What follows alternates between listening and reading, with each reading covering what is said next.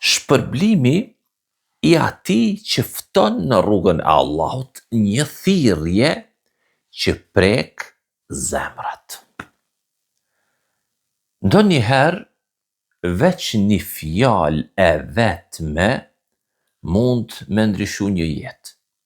Ndonjëherë, veç një këshill bre thjesht, apo një buzëqeshje, apo një dorë e shtrim drejt smirës, bëhet shkak që një zemër me u kfjell, me u zgju, një shpirt me u pastru, një njeri kthehet tek Allahu. Dhe ti,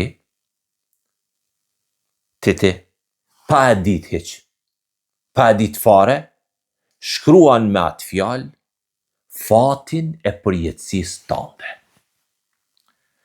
Pejgamberi sallallahu alaihi wasallam ka thonë, nëse përmes teje udhëzohet, bëhet hidajet, qoftë edhe një njeri vetëm, shpërblimi yt është më i madh se çdo pasuri që mund ta ketë kjo botë, kjo dynja. Imagjinoje këtë. Një njeri, një zemër që ndryshon, një lot pendimi, një sejdë që bëhet shkak ti me ra dikun sejdë, një sejdë që bëhet shkak prej teje, dhe Allahu të shpërblen me mirësinë e tij pa kufishme, me xhennetin. Sa herë që ai njeri falet, bën namaz, edhe ti shpërblehesh. Sa herë që ai njeri lexon Kur'an, edhe ti shpërblehesh. Sa herë që ai njeri largohet prej gjunaj, edhe ti shpërblehesh. Edhe kur ti nuk je më në këtë botë, ki vdek, e ki shku në ahiret, veprat e tyne vazhdojnë ty me u të shkru në peshojen tënde të sevapeve. Si një lumë që nuk ndalet kurrë. Sikur ta kujtojmë fjalën e Allahut. Kush është më i mirë në fjalë se ai që thret për te Allahu?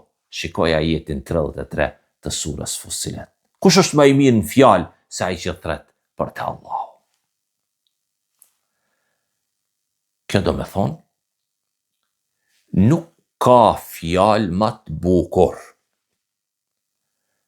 nuk ka thirrje më fisnike, nuk ka bre mision më të madh se sa ta ndihmosh diko me gjetë dritën, nurin e Allahut azza wa jall. Sepse kur ti i fton njerëzit në të mirë, në fakt i fton drejt dritës, nurit të Allahut që të ndriçon edhe ty. Dhe melaqet bajnë dua për ty. Qejt hapen për ty. Zemrat butësohen përmes teje. Çka tjetër? Dhe Allahu të përmend në mesin e melaqeve, sepse ti u përpoqe, u përpjeke, ti sjellje me pru një zemre, me pru një zemër, më afër Allahut azza wa jall. Të lutem, mos e nënvlerëso kur një fjalë të mirë. Ndoshta ajo fjalë është shpëtim për dikon. Kur mos e nënvlerëso një këshill, sado që e vogël tjetë. Ndoshta ajo shlyn me vitet tona gjunat dhe mëkatet tua.